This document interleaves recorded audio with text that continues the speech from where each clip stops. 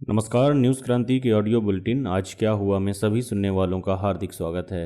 एक नज़र देश दुनिया की तमाम बड़ी खबरों पर। पीएम नरेंद्र मोदी ने कहा, विकास ही रहेगा काम की कसौटी और चुनाव का आधार। देश भर में फास्टैग यूजर्स की संख्या 2 करोड़ के पार। वैश्विक महामारी कोरोना के बीच डॉक्टर्स ने ठंड के दौरान निमोनिया से भी बचने की दी सलाह। ओटीटी प्लेटफॉर्म सहित न्यूज़ पोर्टल्स की भी मॉनिटरिंग करेगा सूचना प्रसारण मंत्रालय। सरकार ने उत्पादन, रोजगार और निर्यात बढ़ाने के लिए विनिर्माण उद्योग को 2 लाख करोड़ रुपए का उत्पादन आधारित प्रोत्साहन पैकेज देने का फैसला किया। और हांगकांग में 4 सांसदों को अयोग्य घोषित किए जाने के विरोध में सांसदों ने सामूहिक इस्तीफा दिया। अब समाचार विस्तार से। कहते हैं ओल्ड इज गोल्ड कहलाता है, इसलिए तो कानपुर आज भी दुलारी ज्वेलर्स ग्रुप पर अपना भरोसा जताता है। दुलारी ज्वेलर्स ग्रुप, कानपुर की pure, old and trusted jewellery showroom. Visit की Dulari jewellers, Kidwai Nagar and Dulari jewellers, Lal Bangla.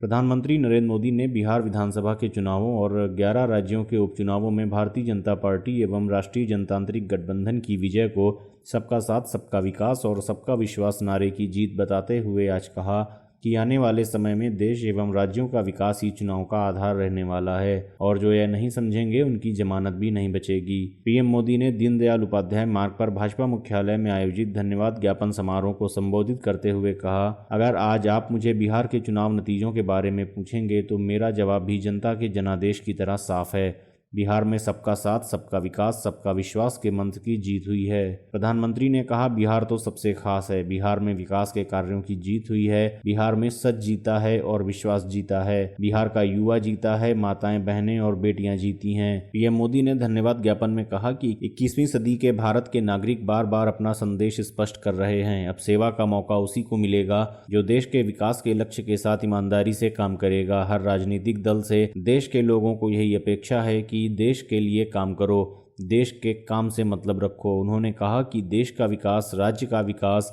आज सबसे बड़ी कसौटी है और आने वाले समय में भी यही चुनाव का आधार रहने वाला है। जो लोग यह नहीं समझ रहे हैं, इस बार भी उनकी जगह जगह जमानत जब्त हो गई है। आज देश भाजपा पर जो स्नेह दिखा रहा है, राजग पर जो स्नेह दिखा रहा है, उसकी सबसे बड़ी वजह यही है कि भाजपा और राजग ने देश के विकास को, लोगों के विकास को अपना सर्वोपरि लक्ष्य बनाया हुआ है। हम हर वो काम करेंगे जो देश को आगे ले जाएगा।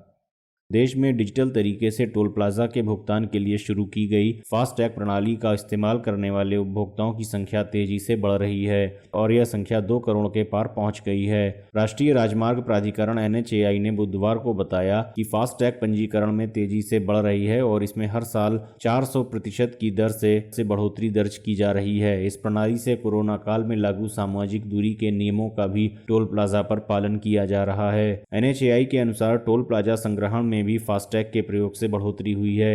एक साल पहले फास्टैग के माध्यम से 70 करोड़ रुपए प्रतिदिन का संग्रहण हो रहा था, जो बढ़कर अब 92 करोड़ रुपए प्रतिदिन हो गया है। फास्टैग प्रणाली से टोल प्लाजा पर 75% तक का संग्रहण किया जा रहा है। प्राधिकरण का कहना है कि वह राष्ट्रीय राजमार्गों पर यात्रा को सुगम और सरल बनाना चाहता है और इसी क्रम में उसने टोल प्लाजा पर फास्टैग प्रणाली की शुरुआत की है, जिसके अच्छे परिणाम सामने आ रहे हैं। वैश्विक महामारी कोरोना वायरस के साथ साथ अब ठंड और प्रदूषण से जुड़ी बीमारियों का प्रकोप बढ़ रहा है। विशेषज्ञों का कहना है कि इन सब कारणों से निमोनिया से ग्रस्त होने वालों का भी खतरा बढ़ गया है। सर्दी के मौसम में वैसे भी बच्चों से लेकर वृद्ध तक किसी को भी निमोनिया हो जाता है, लेकिन कोविड-19 महामारी के प्रकोप के कारण निमोनिया का खतरा ज्यादा बढ़ गया है। लोगों को निमोनिया के बारे में जागरूक करने के उद्देश्य से 12 नवंबर को विश्व निमोनिया दिवस मनाया जाता है। सबसे पहले इस दिन को मनाने की शुरुआत संयुक्त राष्ट्र द्वारा 12 नवंबर 2009 को हुई, जिसका उद्देश्य विश्व भर में लोगों के बीच निमोनिया के प्रति जागरूकता फैलाना था। निमोनिया आज के समय में एक आम बीमारी बन गई है। हालांकि पूरी दुनिया में आज भी बच्चों के मौत का सबसे प्रमुख कारण यही बीमारी है। स्ट्रेप्टोकोकस निमोनिया नामक बैक्टीरिया इस बीमारी का प्रमुख कारण है। यह बैक्टीरिया फेफड़ों को संक्रमित कर श्वसन प्रणाली को प्रभावित कर देता है। कोरोना वायरस की तरह निमोनिया के रोगाणु ऐसे समय आप पर हमला करते हैं जब आपकी इम्यूनिटी सिस्टम कमजोर होती है। निमोनिया एक जानलेवा बीमारी है, इसलिए जब भी आपको इसके लक्षण दिखें तो तुरंत डॉक्टर से परामर्श लें। सर्दी जुकाम के लक्षणों से मिलते जुलते इसके लक्षणों को कई बार पहचान पाना काफ़ी मुश्किल हो जाता है। कोविड-19 महामारी के समय में स्थिति और भी गंभीर हो गई है।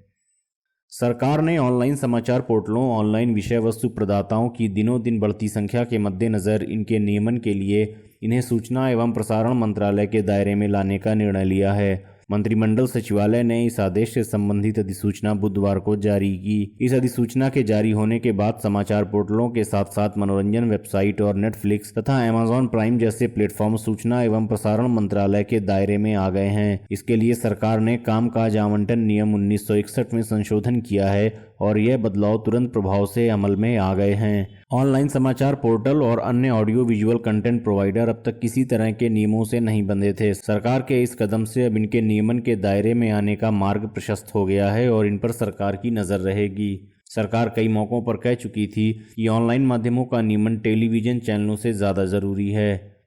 हांगकांग में 4 विपक्षी सांसदों को अयोग्य घोषित करने के सरकार के फैसले का बुधवार को व्यापक प्रभाव पड़ा, क्योंकि विधायिका में लोकतंत्र समर्थक धड़े के 15 अन्य लोगों ने भी सामूहिक तौर पर इस्तीफा दे दिया। हांगकांग की 70 सीटों वाली विधान परिषद के सदस्यों के लिए योग्यता के संबंध में नेशनल पीपल्स कांग्रेस की स्थायी समिति की ओर से पारित प्रस्ताव के बाद हांगकांग सरकार ने यह कदम उठाया। क्योदो की रिपोर्ट के अनुसार अयोग्य ठहराए गए सांसदों में सिविक पार्टी के डेनिस कोक, एल्विन यंग और क्योक काकी और लेखा क्षेत्र से केनेथ लेउंग शामिल हैं। ये चारों लोकतंत्र समर्थक खेमे के 1 दर्जन उम्मीदवारों में से हैं जिन्हें पहले अगले विधानसभा चुनाव में लड़ने से रोक दिया गया है। हांगकांग के नेता कैरी लैम, जिन्होंने निर्णय लेने में बीजिंग के मार्गदर्शन का अनुरोध किया था, ने कहा है कि अयोग्य सांसदों को सही मायने में निष्ठावान होने और शहर के मिनी संविधान के मूल कानूनों को सही ढंग से पालन करने की शपथ दिलाई गई थी, लेकिन इन्होंने इसे मानने से इनकार कर दिया। लैम ने कहा कि चीन की संसद की स्थायी समिति ने यह बहुत स्पष्ट कर दिया है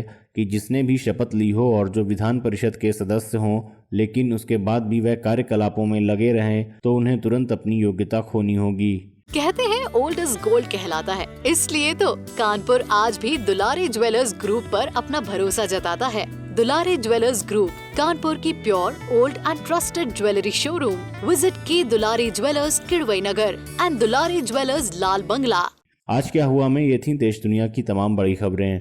अपने आसपास व अन्य विस्तृत खबरों के लिए आप हमारी वेबसाइट www.newskranti.com पर लॉगिन कर सकते हैं। न्यूज़ क्रांति से जुड़े रहने के लिए धन्यवाद। शुभ रात्रि।